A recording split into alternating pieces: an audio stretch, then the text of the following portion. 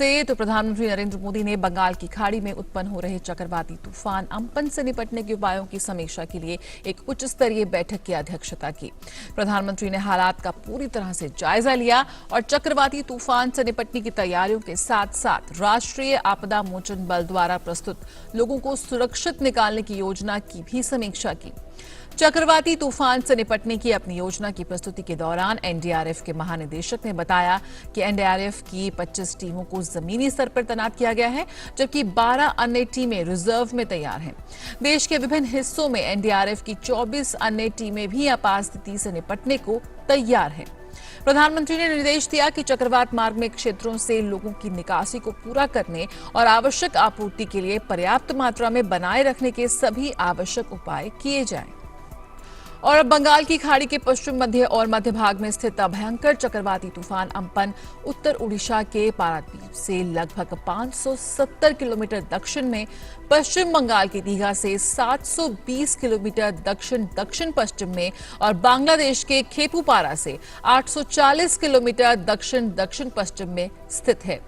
14 kilometre प्रति घंटे की गति से चलता हुआ उत्तर की दिशा में ये बढ़ रहा है। इस चक्रवाती तूफान के उत्तरी पूर्वी दिशा में बंगाल की खाड़ी के उत्तर पश्चिम में बढ़ने की संभावना है और पश्चिम बंगाल के दीघा और बांग्लादेश के हटिया द्वीप के तट से 20 मई की दोपहर या शाम को टकराने की संभावना है। जिस समय ये पश्चिम बंगाल और बांग्लादेश के तटीय इलाकों से टकराएगा, उस समय तूफान की गति 165 से 175 किलोमीटर प्रति घंटा रहने की संभावना है, जो कि इसका बेहद गंभीर चक्रवाती रूप होगा। और आईएमडी डीजी एम महापात्र ने कहा कि चक्रवात अम्फान बहुत प्रचंड है, बड़े पैमाने पर इसके नुकसान की आशंका है। उन्होंने कहा कि पश्चिम बंगाल के तटवर्ती जिलों में इसके भारी नुकसान की संभावना है। बहुत ही इंटेंस साइक्लोन है। इसका एक्सटेंसिव डैमेज या लार्ज स्केल डैमेज करने का पोटेंशियल है और सबसे ज़्यादा इम्पैक्ट वहाँ होता है जहाँ वो तट को पार करता है।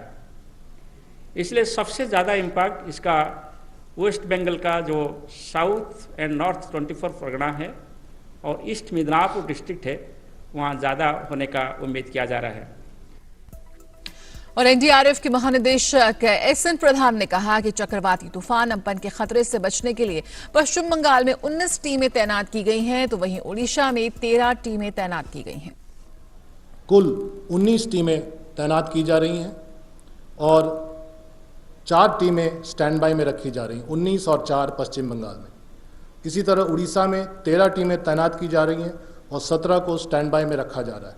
और एनडीआरएफ की टीमें अपनी अपनी जगह पकड़ चुकी हैं और कुछ टीमें जो ट्रांजिट में हैं अपना जगह पकड़ लेंगी। जो टीमें अपनी जगह पर पहुंच चुकी हैं वो अवेयरनेस ड्राइव और सेंसिटाइजेशन का काम तथा इवैक्यूएशन में मदद कर रही हैं। और कैबिनेट सचिव राजीव गौबा की अध्यक्षता में national crisis management committee NCMC ने चक्रवात तूफान से निपटने के लिए राज्यों, केंद्रीय मंत्रालयों समेत केंद्रीय एजेंसियों की तैयारियों की दूसरी बार समीक्षा की, जिसके बाद कैबिनेट सचिव ने निर्देश दिया कि तूफान के रास्ते से लोगों को निकालने, वहां भोजन, पीने के पानी और दवाओं जैसी जरूरी सप्लाई की पर्याप्त मात्रा बनाए रखने के लिए सभी आवश्यक उपाय किए जाएं। बिजली और दूरसंचार सेवाओं में रुकावट ना हो, इसके लिए भी निर्देशित किया। इस चक्रवात के संबंध में लोगों को समय पर चेतावनी देने के लिए एसएमएस की मुफ्त सुविधा भी दी जाएगी। बैठक में उड़ीसा के मुख्य सचिव और पश्चिम बंगाल के प्रमुख सचिव ने वीडियो कॉन्फ्रेंस के जरिए भाग लिया। गृह मंत्रालय, रक्षा, जहाजरानी, बिजली, दूरसंचार, स्वास्थ्य, मौसम विभाग, एनडीएमए और एनडीआरएफ के वरिष्ठ अधिकारी भी इस बैठक में शामिल हुए।